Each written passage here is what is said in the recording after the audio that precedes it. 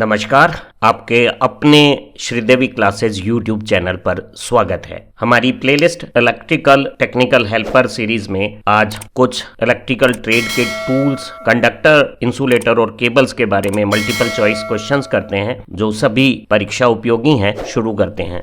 हमारा पहला प्रश्न एक बहुत महत्वपूर्ण measuring instrument standard wire gauge SWG से संबंधित है। SWG से जो तार का हम आकार मापते हैं उस आकार की SWG में परास क्या है। तो स्टैंडर्ड वायर गेज एक स्टेनलेस स्टील की वर्ताकार चकती है जिसकी आउटर पेरिफ्री में विशिष्ट आकार के छेद बनाए हुए होते हैं जो 0 से लेके 31 के बाद यहाँ 32 और अंत में यहाँ 36 नंबर रखते हैं और इनमें तार को मिलान करके गोल वर्ताकार काट क्षेत्रफल वाले तार का डायामीटर नापा जा सकता है। और अगर किसी तार का व्यास अधिक है तो उसका SWG कम होगा और अगर तार पतला है तो उसका SWG अधिक नंबर का होगा। वर्तमान में हम 25 माइक्रोमीटर का या 1 इंच के 1000वें अंश तक 50 SWG के तार भी बनाते हैं, लेकिन 36 से अधिक SWG क्रमांक वाले पतले तारों को हम इस तरह से गेज से न नापकर माइक्रोमीटर से नापते हैं।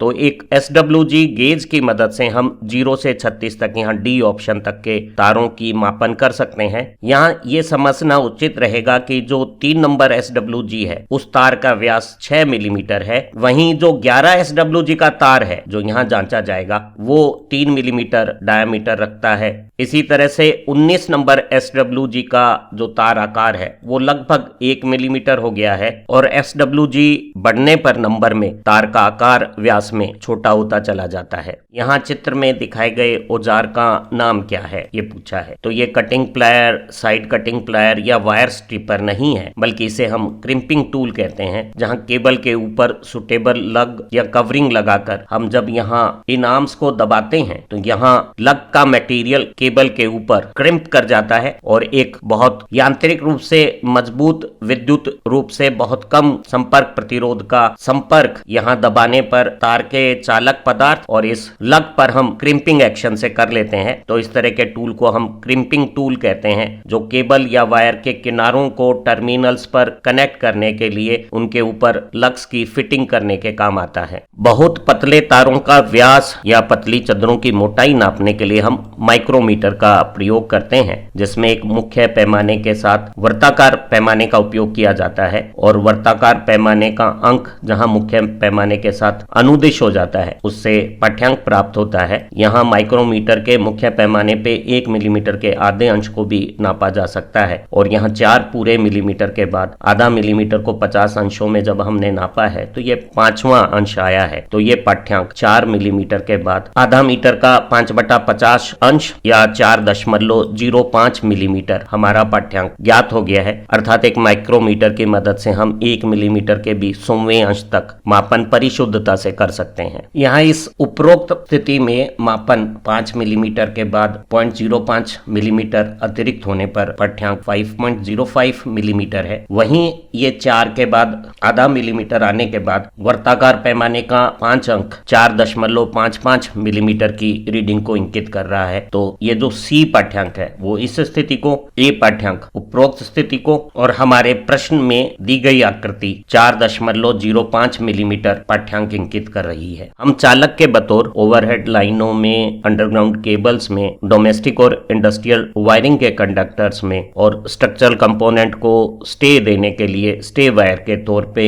मल्टी स्ट्रैंड फ्लेक्सिबल कंडक्टर का इस्तेमाल करते हैं और उन्हें इस तरह से संख्याओं के रूप में 7/3.15 से इंकित किया जाता है। तो यहाँ 3.15 क्या दर्शा रहा है? तो ये बता रहा है कि ये जो चालक है वो मल्टी स्ट्रैंड है और उसमें कुल 7 कंडक्टर हैं। एक मध्य कंडक्टर के बाहर 6 और कंडक्टरों की एक जैसी आकृति है और प्रत्येक कंडक्टर का व्यास 3.15 मिलीमीटर है। तो यहाँ 3.15 प्रत्येक चालक का व्यास बता रहा है और 7 इस सामूहिक चालक में स्ट्रैंड्स की कुल संख्या बता रहा है। जब हम इस तरह के मल्टी स्ट्रैंड चालक तार बनाते हैं तो इस 6 चालकों की परत के बाद अगर एक तीसरी परत और बनाई जाए तो उसमें 12 चालक होंगे और कुल चालकों चालकों की संख्या 19 हो जाएगी, और अगर यही आकार वायर का हम इस्तेमाल करें तो उसे 19/3.15 कहेंगे। और उस 12 के बाद अगली परत में 18 कंडक्टर आएंगे, और अब हमारा चालक 37/3.15 कहलाएगा। तो पहली संख्या चालकों की संख्या बता रही है और दूसरी संख्या प्रत्येक चालक का व्यास बता रही है। एक दूसरे प्रचलन में चालक के व्यास की बजाय उसका SWG नंबर लिखने का भी प्रचलन है। जैसे किसी चालक को हम 7/20, 7/18 भी दर्शा सकते हैं। तो पहली संख्या मल्टी स्ट्रैंड वायर में सभी स्ट्रैंड्स की संख्या बता रही है, और दूसरा अंक मिलीमीटर में प्रत्येक चालक का व्यास या उसका SWG नंबर दर्शा सकता है। इस तरह के पतले अनेक तारों से गुथकर जो चालक हम बनाते हैं मल्टी स्ट्रैंड कंडक्टर, वो एक ठोस चालक की तुलना में क्या लाभ रखता है, ये हमें बताना है। पहला ऑप्शन है कि मल्टी स्ट्रैंड तार का लागत कम होती है। ये एक गलत कथन है, क्योंकि हमें स्ट्रैंडिंग करने में अतिरिक्त लागत लगती है, और multi strand wire solid conductor की तुलना में हल्के महंगे होते हैं। लेकिन ये निश्चित रूप से लाभ है मल्टी स्ट्रैंड वायर का। एक मल्टी स्ट्रैंड वायर इस तरह के पतले तारों से बनाए जाने के कारण ज्यादा लचीला,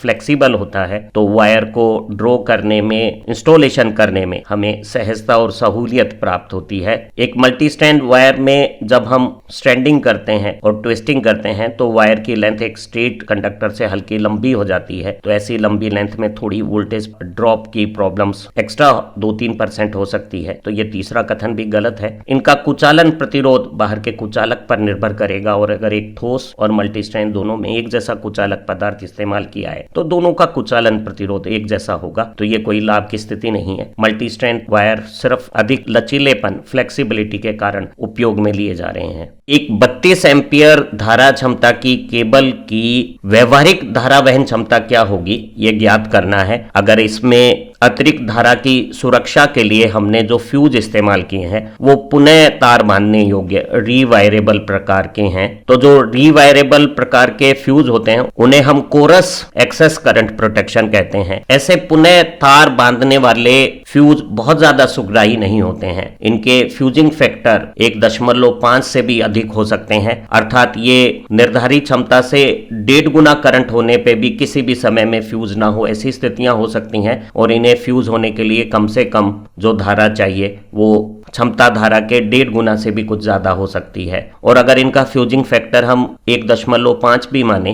तो ऐसे रिवायरेबल प्रकार के जो फ्यूज हैं, पुनः तार मानने योग्य जो फ्यूज हैं, इन्हें क्षमता से 1.5 गुना करंट की स्थिति में भी फ्यूज ऑपरेट होने में 4 घंटे से भी ज्यादा समय ले सकते हैं। और ऐसी बिना बचाव की अति भार स्थितियों में केबल ज्यादा करंट की हीटिंग से अपने इंसुलेशन को डैमेज ना करे, इसलिए इस तरह की बचाव वाली केबलों की अधिकतम धारा वहन क्षमता को उनकी सामान्य धारा क्षमता से 81% ही लिया जाता है। तो ऐसी स्थिति में जो 32 एम्पियर क्षमता की केबल है उसे हम 26 एम्पियर धारा स्थिति पे ही इस्तेमाल करेंगे। अगर यही protection close excess current protection होता जो किसी HRC फ्यूज या मॉड्यूलर के सर्किट ब्रेकर या किसी दूसरे सर्किट ब्रेकर से प्राप्त होता, तो हम इस क्षमता को 23% एक्सेस 1.23 गुना ले लेते, और ऐसी स्थिति में ये केबल 39 एम्पियर करंट भी वहन कर सकती थी। तो कोई केबल की जो सामान्य धारा क्षमता है उस क्षमता के साथ उसे जब हम सर्किट में इस्तेमाल करते हैं तो रक्षण के लिए हमने किस तरह की व्यवस्थाएं की है वो केबल की रेटिंग का व्यवहारिक निर्धारण करेगी। अगर उसमें पुनः तार बांधने योग्य फ्यूज का इस्तेमाल किया है जो बहुत ज्यादा सुग्राही और संवेदनशील नहीं है, तो केबल की रेटिंग को 19% डी रेट करके केवल 81% क्षमताओं पर इस्तेमाल करेंगे, और 32 एम्पियर क्षमता 26 एम्पियर पे, और अगर कोई 16 एम्पियर की क्षमता होती तो 13 एम्पियर पे इस्तेमाल होती। पिछले प्रश्न की मिलती जुलती दूसरी व्यवस्था का प्रश्न देखते हैं। अगर इस केबल पर सीमित अतिरिक्त धारा सुरक्षा इस्तेमाल की गई है, क्लोज एक्सेस करंट प्रोटेक्शन इस्तेमाल किया है,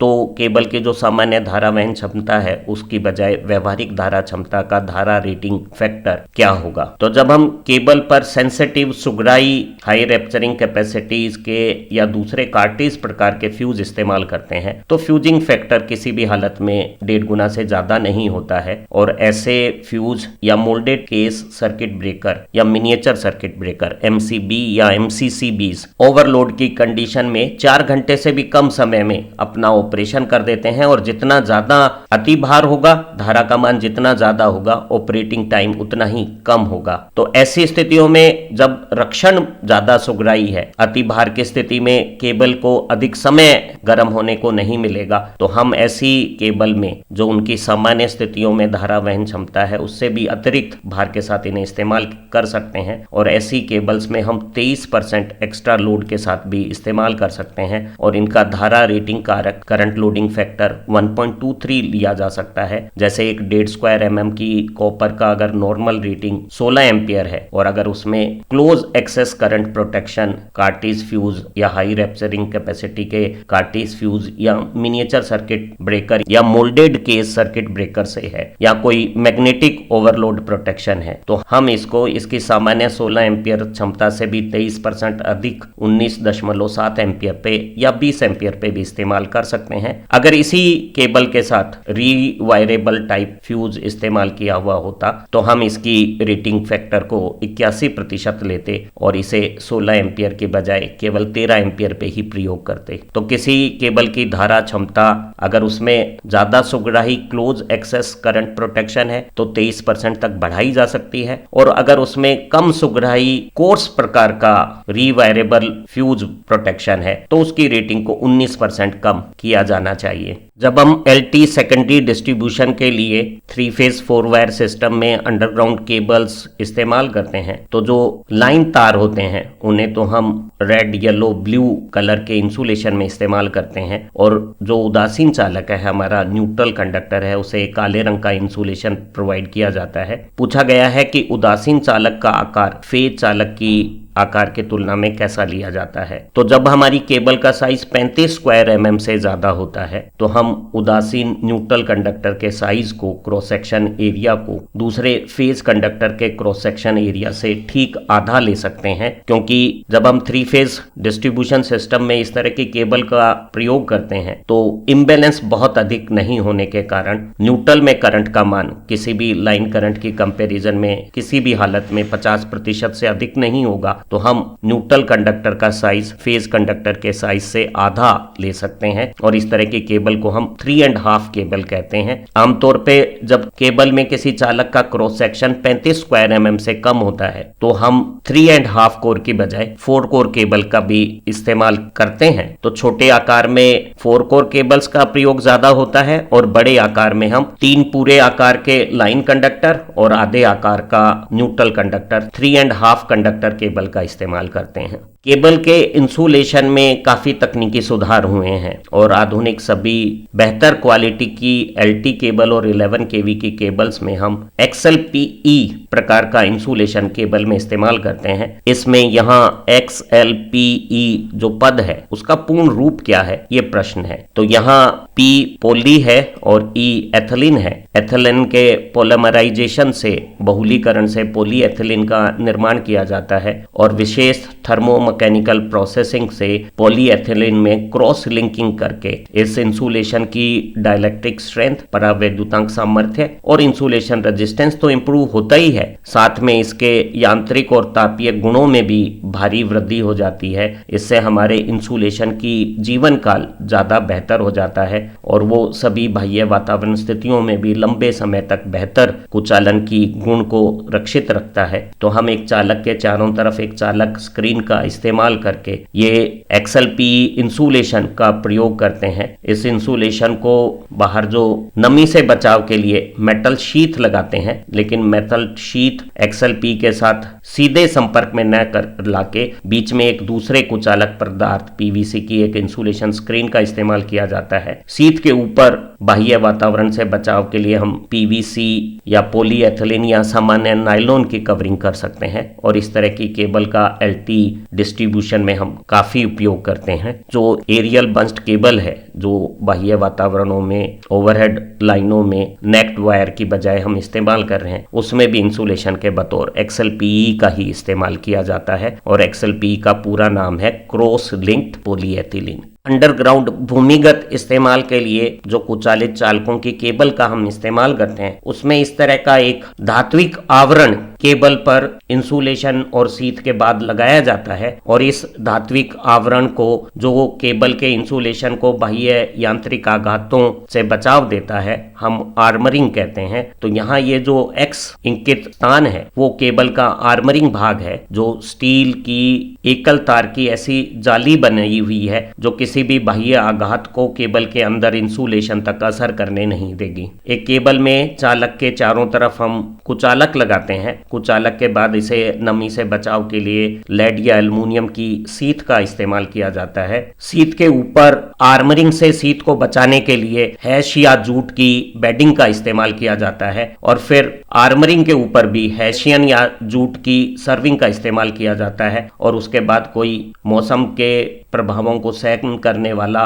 बिटुमन लेयर बाहर वेदर प्रूफ कंडीशनिंग के लिए इस्तेमाल कर लिया जाता है। एक केबल की कंस्ट्रक्शन को डिटेल में समझना सभी परीक्षाओं के प्रश्नों को हल करने के लिए जरूरी रहेगा। ये एक 3.5 जिसमें तीनों जो फेज के हमारे तार हैं, लाल, नीला और पीला, रेड, येलो और ब्लू, ये समान आकार के हैं और जो न्यूट्रल काले रंग के कुचालन में है वो आधी साइज का है और हमने इन कंडक्टरों को स्पेशल सेक्टर शेप दी है ताकि वो कम आकार धारण करें और इनके चारों तरफ हमने बेल्टेड पेपर का इंसुलेशन एकल कंडक्टर के इंसुलेशन के साथ इस्तेमाल किया है। हमारे पेपर इंसुलेशन को बाह्य नमियों से बचाने के लिए हमने एक मेटल सीथ का इस्तेमाल किया है। सीथ को बचाव देने के लिए जूट या हैशियन की एक बेडिंग का इस्तेमाल किया गया है। बेडिंग के ऊपर यांत्रिक आघात से बचने के लिए आर्मरिंग का प्रयोग किया गया है और आर्मरिंग को जो मेटल है वातावरण के जंग जैसे प्रभावों से रोकने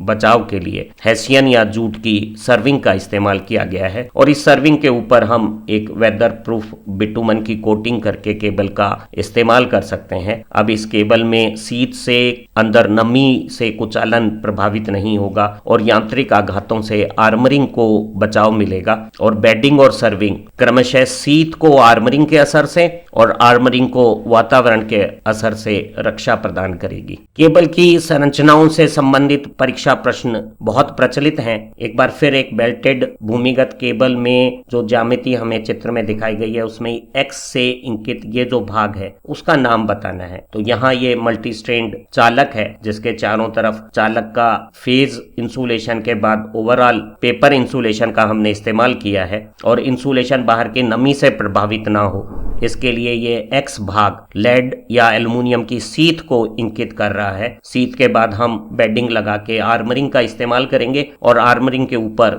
जूट या पटसन की सर्विंग का भी हम इस्तेमाल करेंगे। तो यहाँ कंडक्टर के चारों तरफ कागज या किसी दूसरे XLPE इंसुलेशन का उपयोग है और उसे नमी से बचाने के लिए ये जो एक्स भाग है वो लेड या एल्युमिनियम की कोई मेटल सीथ है। एक सरल लेकिन विषय समझ की दृष्टि से बहुत महत्वपूर्ण प्रश्न के साथ आज की लर्निंग वीडियो की समाप्ति करते हैं। हम परिपथ के श्रेणी में धारा मापन के लिए एमीटर का इस्तेमाल करते हैं। अगर एक एमीटर की जगह उस स्थान पर एक वोल्ट मीटर को लगा दिया जाए तो वोल्ट मीटर के पाठ्यांक के बारे में हमें इन चारों विकल्प में से सही विकल्प छांटना है। एक आदर्श वोल्ट मीटर अनंत प्रतिरोध जैसा व्यवहार करता है या उसका प्रतिरोध बहुत अधिक होता है। ऐसी स्थिति में परिपथ में धारा प्रवाह बहुत कम रह जाएगा। परिपथ के श्रेणी में आए हुए प्रतिरोध अवयव में विभवपात भी नगण्य हो जाएगा और सारा स्रोत विभव वोल्टमीटर के खुले सिरों के आर पार आ जाएगा। तो ऐसी स्थिति में वोल्टमीटर कम पाठ्यांक नहीं देगा, उसमें विचलन भी आएगा